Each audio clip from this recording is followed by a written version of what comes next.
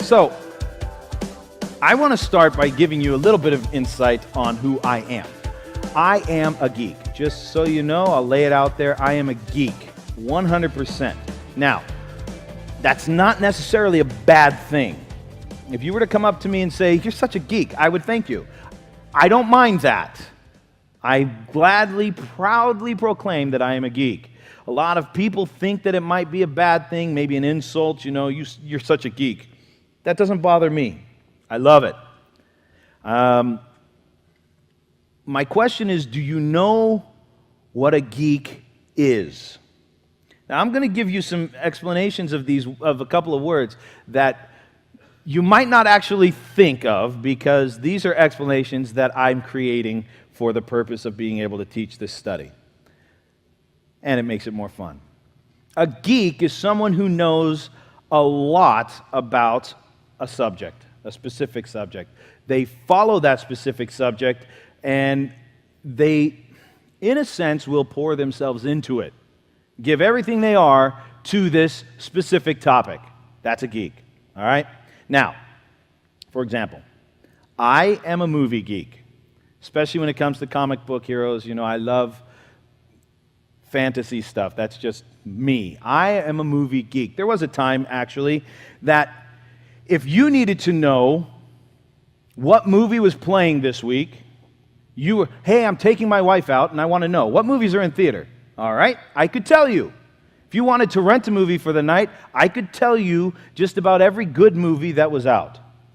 I could tell you the bad movies too. I could tell you everything. This one's dumb, don't see this. This one is a must-see. Oh, it's a date. Okay, you definitely want to go see this. She will love it. You might fall asleep, but it's fine. She'll be happy you're there.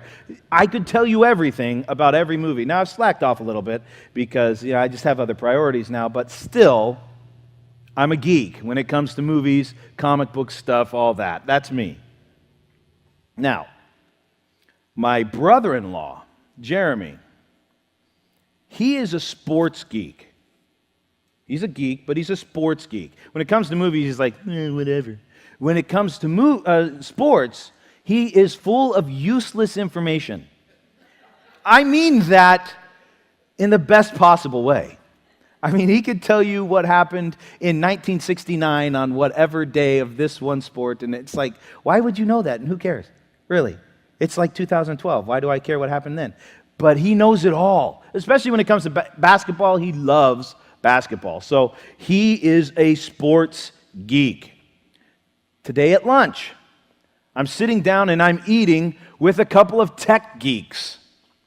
And these tech geeks couldn't go 5 minutes without checking their iPhone to see if the software update was out. iOS 6 was coming out, and oh my gosh, I've got to update my phone.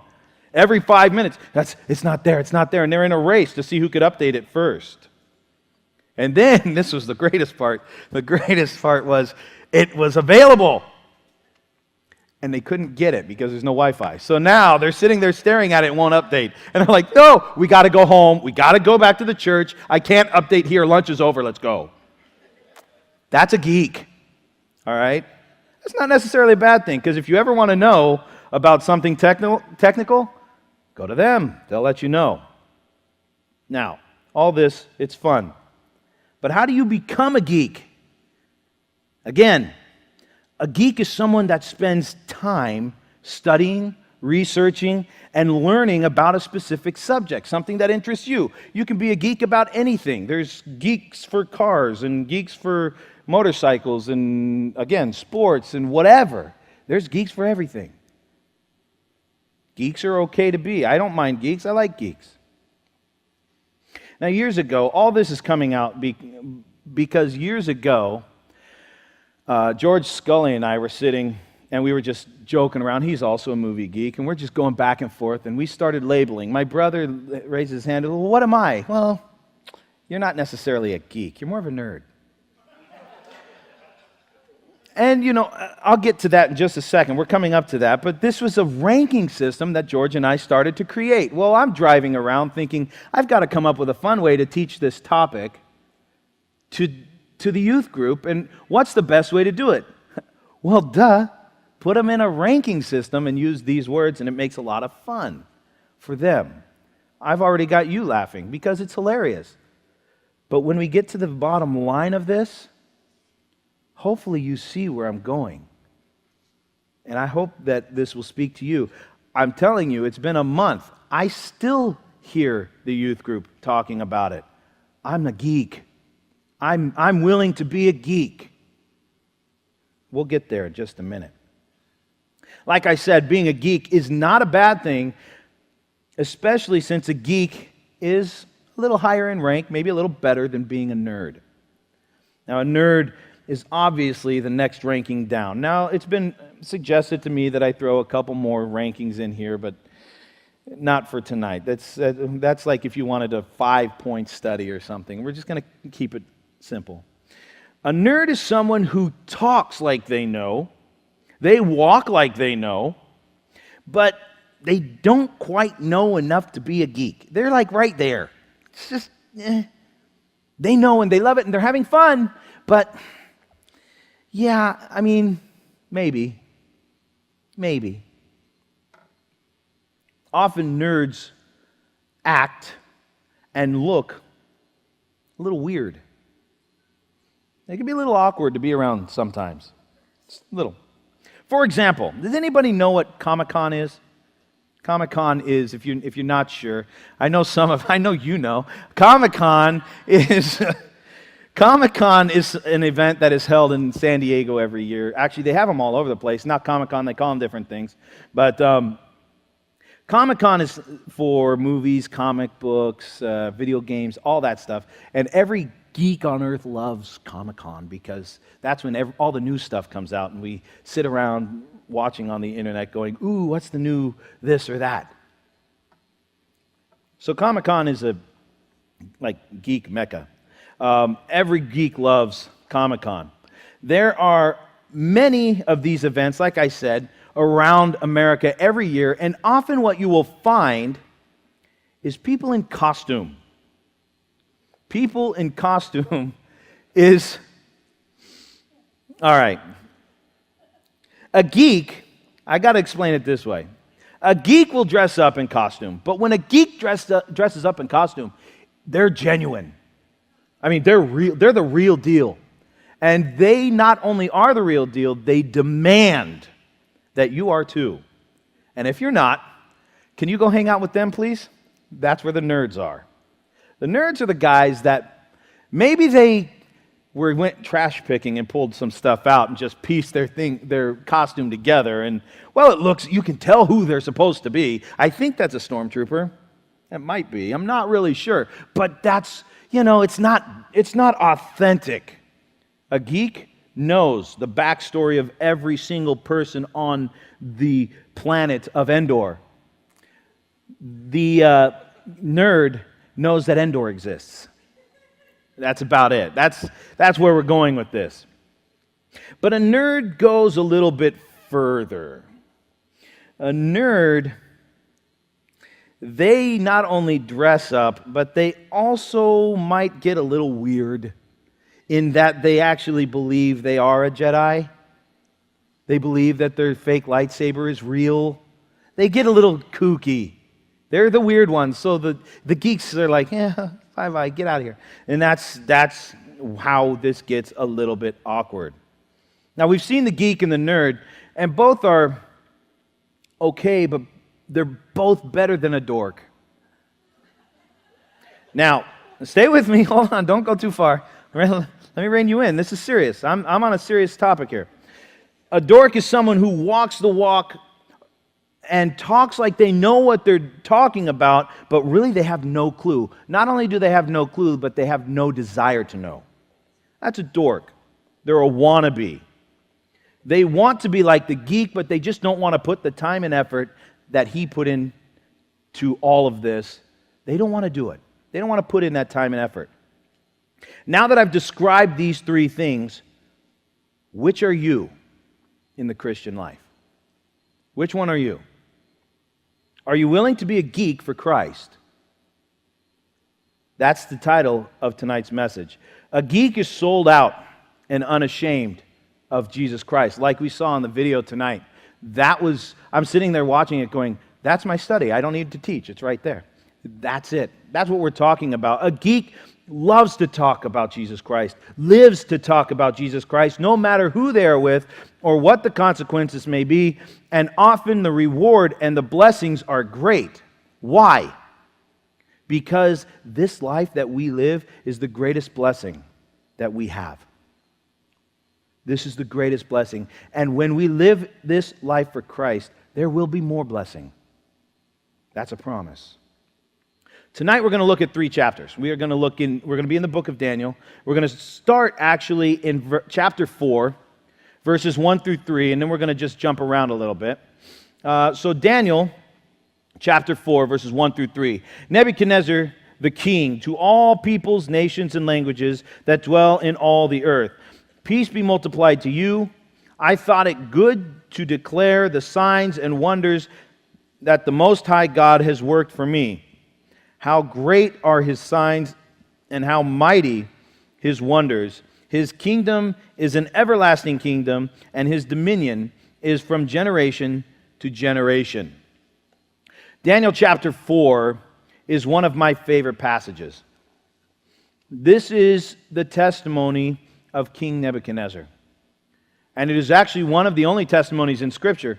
What we see in these verses is where he ended up after a long journey. Now, he started under the influence of a bunch of people who wanted to be his main influence. They wanted to be in charge, but they wanted it to be their way. He started under a bunch of dorks, if you will. We will come back to Nebuchadnezzar. So first, let's look at what these dorks actually look like. Look at Daniel chapter 2. I'm going to read a little bit. Like I said, we're going to jump around, but I want to show the different types of people here. Now, Daniel chapter 2, verse 1. Now, in the second year of Nebuchadnezzar's reign, Nebuchadnezzar had dreams, and his spirit was so troubled that his sleep left him. Then the king gave the command to call the magicians and the astrologers, the sorcerers, and the Chaldeans to tell the king his dreams. So they came and stood before the king, and the king said to them, I have had a dream, and my spirit is anxious to know the dream. Then the Chaldeans spoke to the king in Aramaic, O king, live forever. Tell your servants the dream, and we will give the interpretation. The king answered and said to the Chaldeans, my decision is firm. If you do not make known the dream to me and its interpretation, you shall be cut in pieces, and your houses shall be made an ash heap. I'm going to stop right there, jump over to Daniel 3, verse 8. Same type of idea. Therefore, at that time, certain Chaldeans came forward and accused the Jews, and they spoke and said to King Nebuchadnezzar, O king, live forever. You, O king, have made a decree that everyone who hears the sound of the horn, flute, harp, lyre, and psaltery in symphony with all kinds of music shall fall down and worship the king, or the gold image. And whoever does not fall down and worship shall be cast into the midst of the burning fiery furnace. There are certain Jews whom you have set over the affairs of the province of Babylon, Shadrach, Meshach, and Abednego. These men, O king, have not paid due regard to you.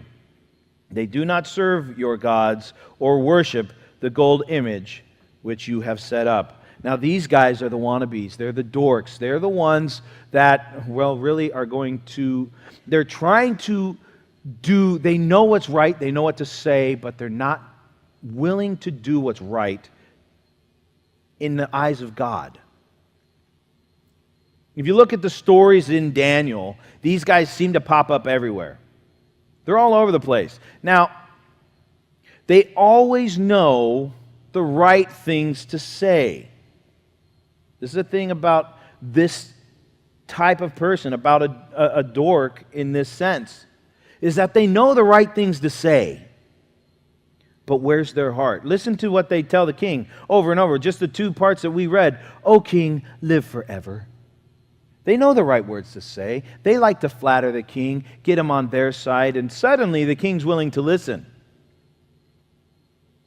They talked a good talk, but at the end of the day, as we see here in chapter 3, I mean, at least how I interpret it, maybe you see it differently, how I interpret it here, is that, I mean, listen to the wording. There are certain Jews whom you have set over the affairs of the province. They're jealous of these guys. They want their position. And they're seeing that they've been made more popular. They've been made at a higher ranking, if you will.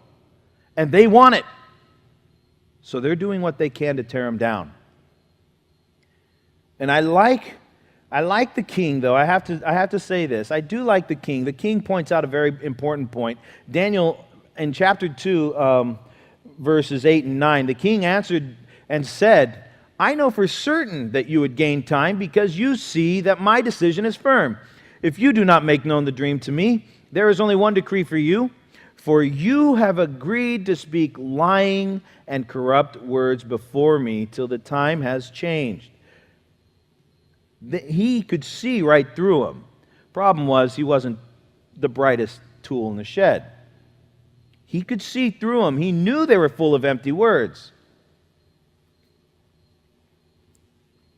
And they were still going to try over and over and over. They did their best to tear down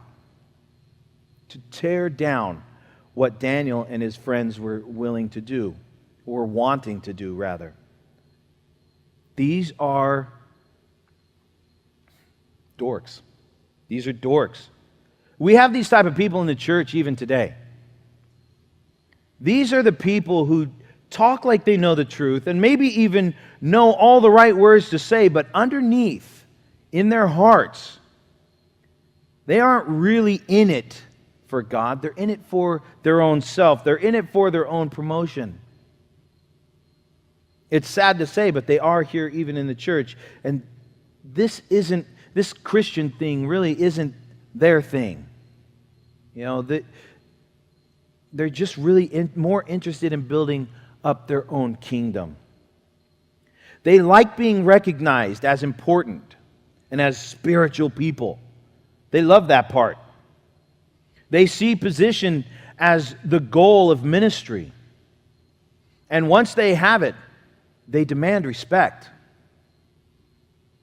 This is not the heart of someone who truly understands God's heart, who truly understands the love of God, who has truly been affected by God. This is the heart of someone who only wants to be right, but won't do right. They refuse. They won't do the right thing. It's a wannabe. For our purposes, this is the description of a dork. Now, sometimes this type of person can change. That's a good thing. Sometimes these people change. Sometimes, and I'm being a little harsh just because of our context, but sometimes this could refer more to a person who just doesn't know. Maybe they've been influenced by maybe some teaching that wasn't right. And so they have some weird thinking, and they just need somebody to come up alongside of them and say, no, we're going to go this direction. This way of thinking isn't right. Why don't you hear what I have to say, and let me teach you a brand new way? Because we don't want to be this type of person. We want to be growing out of this mentality. We don't want to be stuck here. Now, these types of dorks, if you will, if they're willing to learn, if they're willing to change, willing to grow, now that's a good position to be, as long as they continue learning and continue growing. We next step into the level of the nerd, the Christian nerd. Now, if you're progressing from dork and you step up to nerd, you're going the right direction. That's a good change. You're moving in the right direction. And you want to continue growing. Now, there are two types of nerds. The type that and this is, of course, in the Christian world, the type that obsess over everything. They know the theological reasons for every little detail.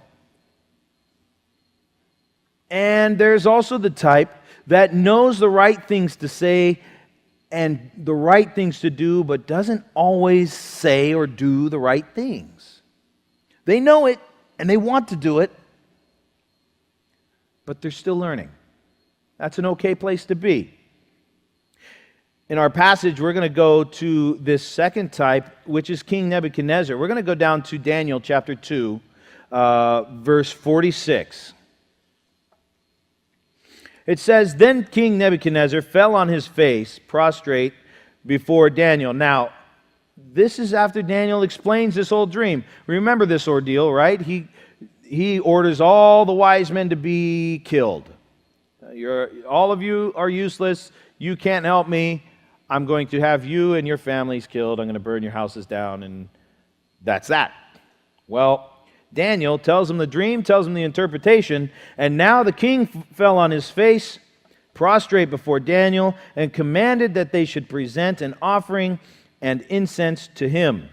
The king answered Daniel and said, "Truly, your God is the God of gods, the Lord of kings, and the revealer of secrets, since you could reveal this secret." Then the king promoted Daniel and gave him many great gifts, and he made him ruler over the whole province of Babylon and chief administrator over all the wise men of Babylon. Also Daniel petitioned the king, and he set Shadrach, Meshach, and Abednego over the affairs of the province of Babylon. But Daniel sat in the gate of the king. Now, King Nebuchadnezzar, after this whole thing, he turns to Daniel and says, "Wow, your God is the God of gods, the Lord of kings." He could reveal the secrets, but even in these verses, what we see, he doesn't really worship God. He's not really affected here in his heart. He's affected in his mind. What we see is that he was amazed. Wow, that's cool. He was amazed. He was touched emotionally in his mind, but not in his heart. When we go over to chapter 3, we see that he builds this golden statue. Wait a minute, what happened to the God of gods and King of and Lord of kings? What happened to all of that? Yeah, that's great, but did you hear the interpretation? I'm supposed to build a statue to me, not the God of gods. Yeah, that was cool. Well, he already changed. It's only one chapter away. He changes like that. Then again, chapter 3, verses 28 through 30, we see the exact same thing. I'm not going to read it, but we see the exact same thing. He sees Shadrach, Meshach, and Abednego. They come walking out of the fiery furnace, and he praises their God. Oh my goodness, if your God isn't the God of gods, oh, your God is amazing.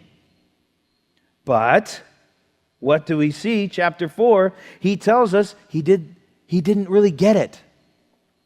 Because in chapter 4, we read the story of Nebuchadnezzar and how he fell again.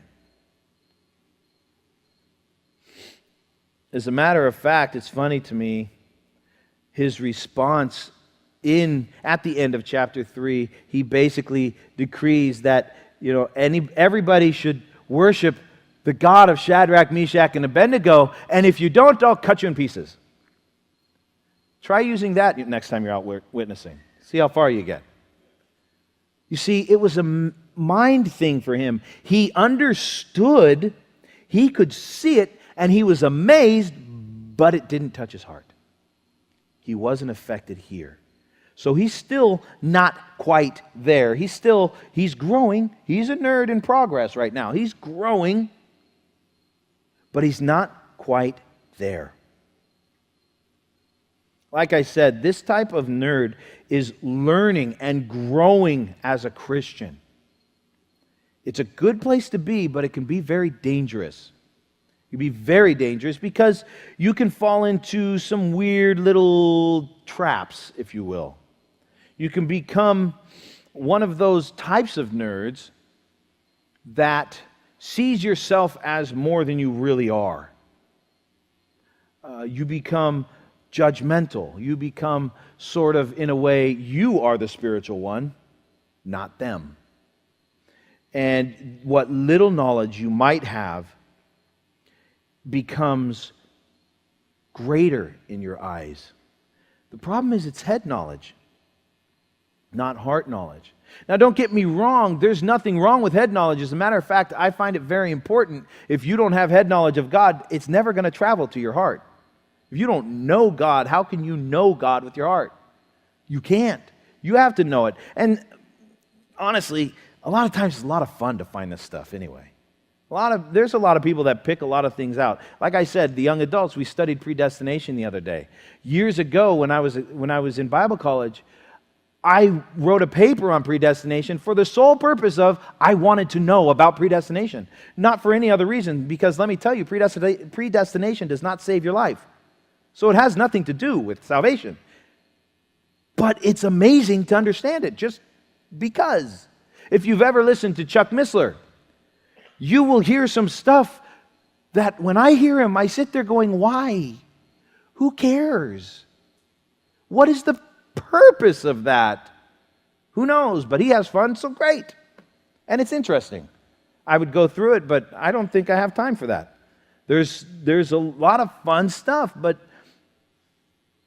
you can get caught up in the fun stuff and not get down to the meat of what really needs to be studied, what really needs to be known. So this type of person runs the risk of becoming a know-it-all Christian. And a know-it-all Christian is someone who knows it here in their head, but not here in their hearts. This is often the type of person that actually annoys other people as Christians. I know people like that where it's like, I just don't want to be around them because every time I'm around them, they're just, we were having a conversation about that the other night at the young adults. Just the idea that there's the type of person who is, everything is over the top spiritual. But I don't live up here, so I don't get it. And then I feel like I'm missing something, and I just want to walk away. But if you are in this stage of learning, like King Nebuchadnezzar, and you know what is right to do, and you know the right things to say, but don't always know how to do and say the right thing, then you're going the right direction because you're learning, you're growing. And that's a good thing. As Christians, we always want to be learning and growing. To be where King Nebuchadnezzar is and see the truth is a great place. This part of our growth as Christians is very important, and it's very exciting because everything's brand new. I don't know if any of you remember that stage, that brand new stage. It's like everything is like, oh, God is so amazing. That's this stage. Keep growing. Keep moving forward. Listen, I'm having a lot of fun with this study. You know, we're talking about being a geek, a dork, a nerd. We're talking about some random things. How many of you expected to come to church and hear that? Probably no one. I did, because I planned it. But other than that, no one else. It's a lot of fun. And I know that it may seem a little weird. But when you really get down to the heart of what's being said, I hope it all really makes sense. Our goal as Christians, what we should want our lives to portray, is that we are completely sold out for Christ. We're geeks. How many of you have ever thought of yourself as a geek for Christ? I do.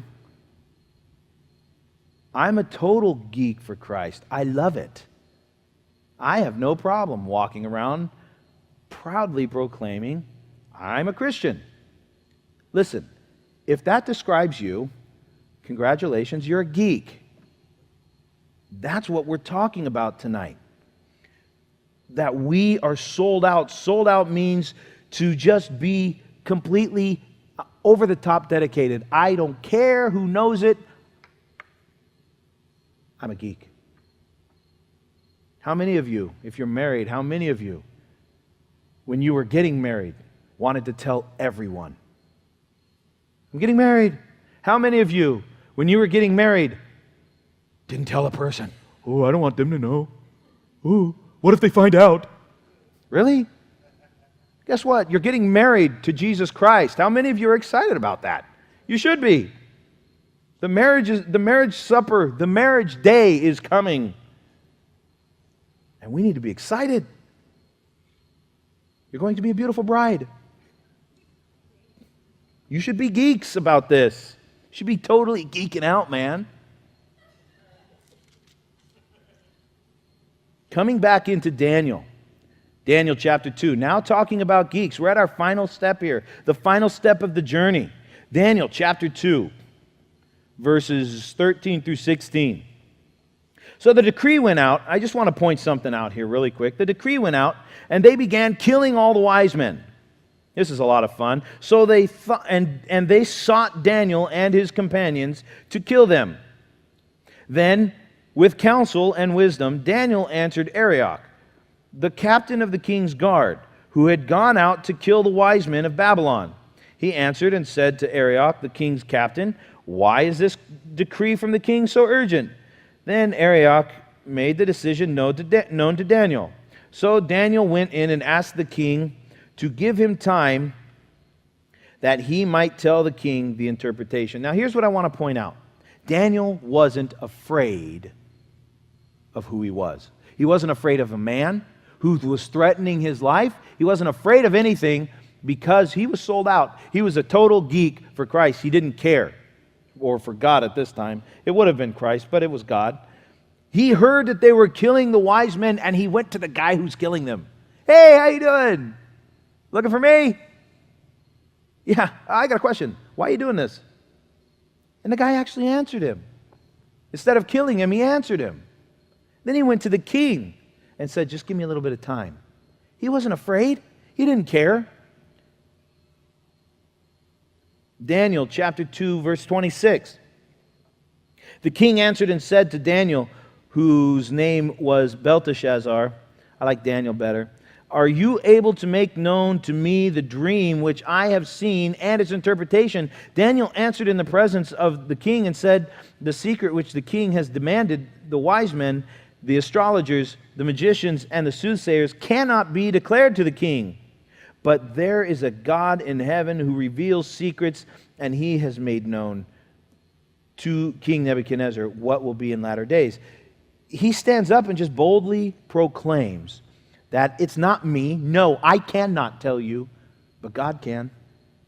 He doesn't care who this guy is. He's nobody. Who do you think you are, king? You can't kill me. You're nobody. But God's somebody, and God's with me, and God told me what to tell you. And the king says, okay. He was sold out and unashamed.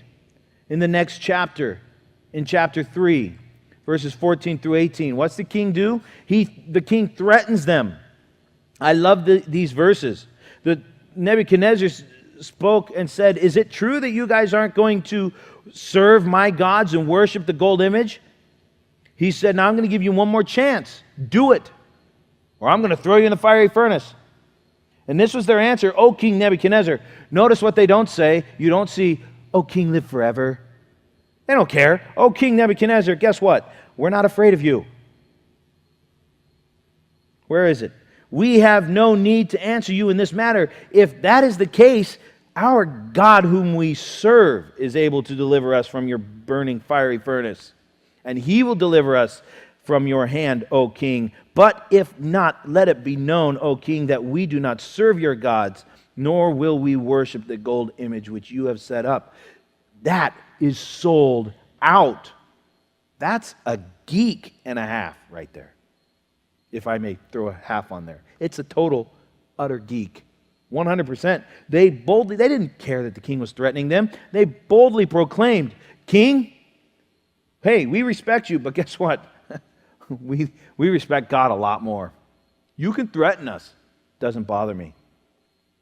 Again, just like Daniel, these three guys were not ashamed of what they stood for. They weren't ashamed. We as Christians should have this same reputation. We should have this same lifestyle, this same effect on people, because what did the king do? Well, he threw him in the fiery furnace. That was his response. Really? Okay, well, let's see how you like the fire. We'll get to his real response in a minute. Throughout Scripture, we see example after example of the people of God who were completely unashamed to live for Him. One of my favorite verses, and a verse that I've based the young adult Bible study around, is Romans 1:16. I am not ashamed of the gospel of Christ. That's Paul's words.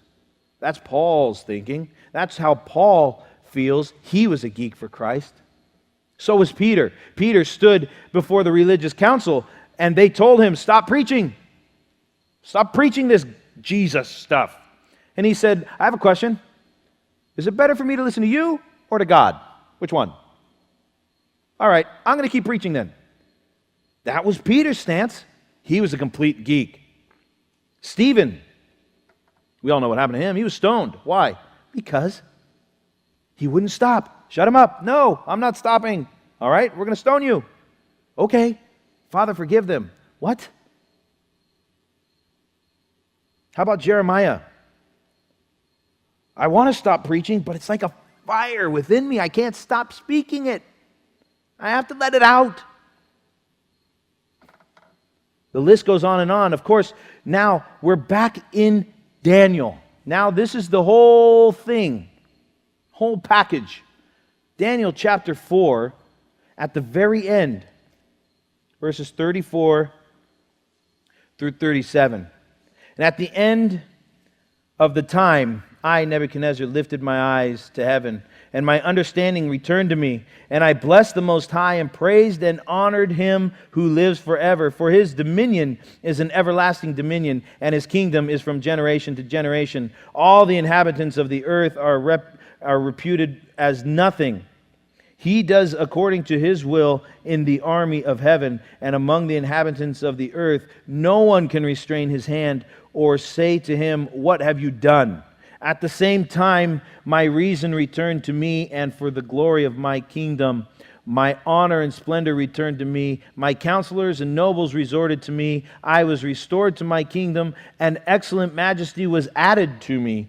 Now I, Nebuchadnezzar, praise and extol and honor the King of heaven, all of whose works are truth, and His ways justice, and those who walk in pride He is able to put down.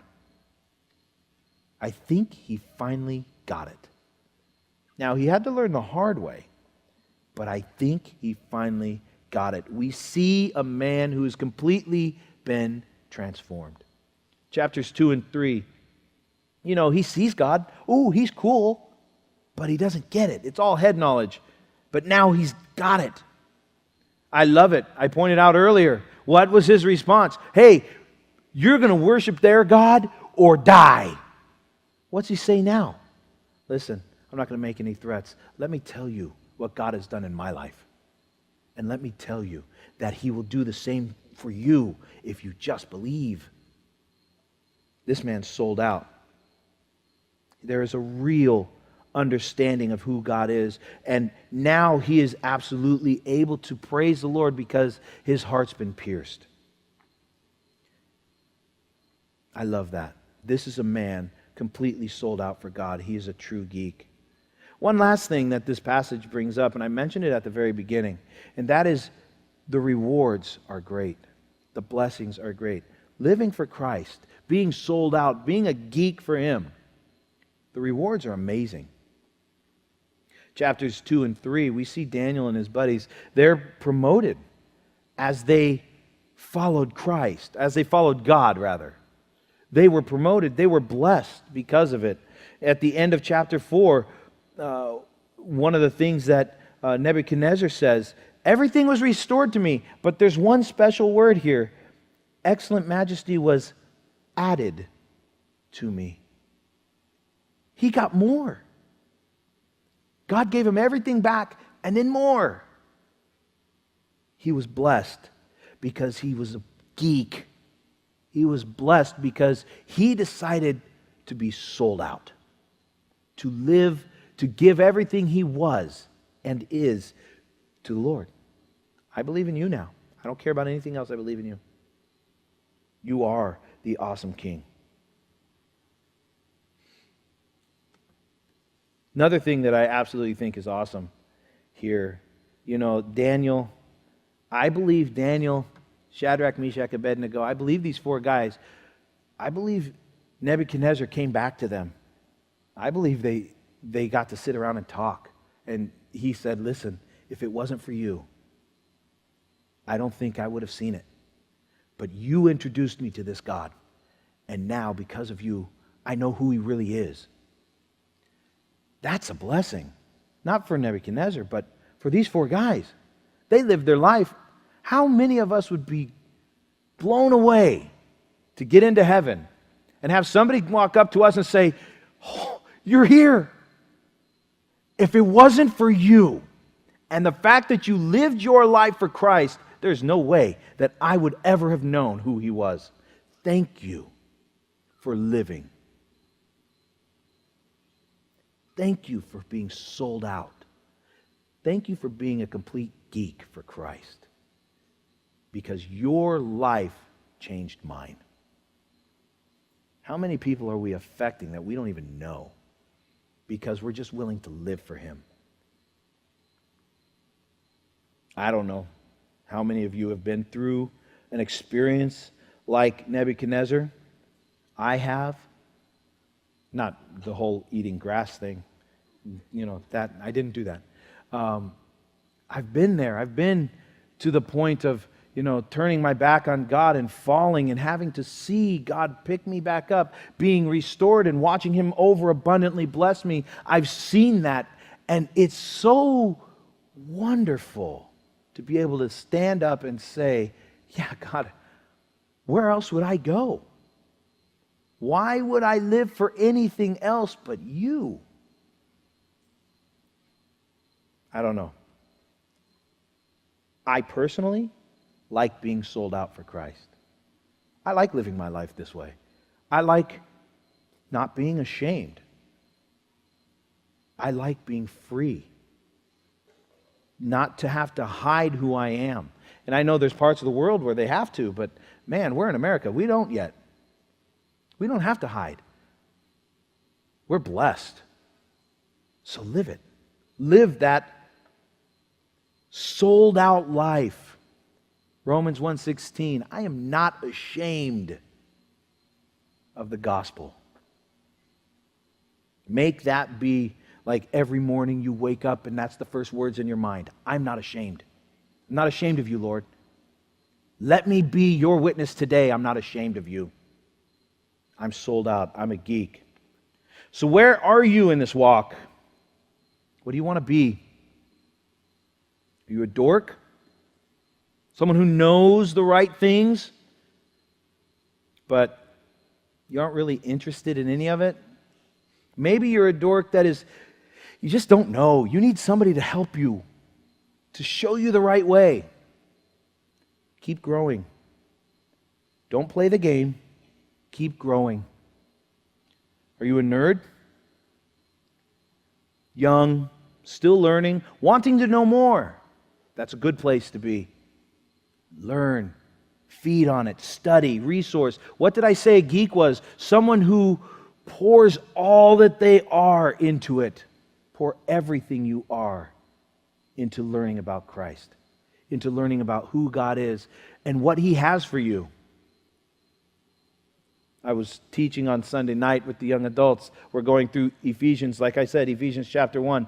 And I love Ephesians chapter 1 because it mentions so many blessings that God has for you. It's like Christmas. Ephesians chapter 1 is the Christmas chapter. It really is. It's like, here, God is here. I want to give you presents. I want more. Just keep, I've got so much for you. I can only, if I were to write a book about it, it would be forever. All that he wants to give you. You know one of the first things he gave us? Life. Congratulations, you get to live for Christ. Or are you a complete geek for Christ? If you are, be proud of yourself. Don't be ashamed to be a geek. Don't be ashamed to be sold out. Live the unashamed life. Live for Christ. If you are sold out, be that example. Maybe there is somebody that's here that you know that they're not really there yet. Well, go next to them and pull them along with you. Be that example of what a truly sold out Christian is. Be a geek for Christ. Let's pray. Lord, we thank you so much for this study, Lord, for being able to study your word, for being able to see examples like Nebuchadnezzar, who, Lord, he wasn't a Jew. He was one of us. And yet he found you through the example of others. And he ended up worshiping you and living for you and recognizing that you alone are King of Kings and Lord of Lords.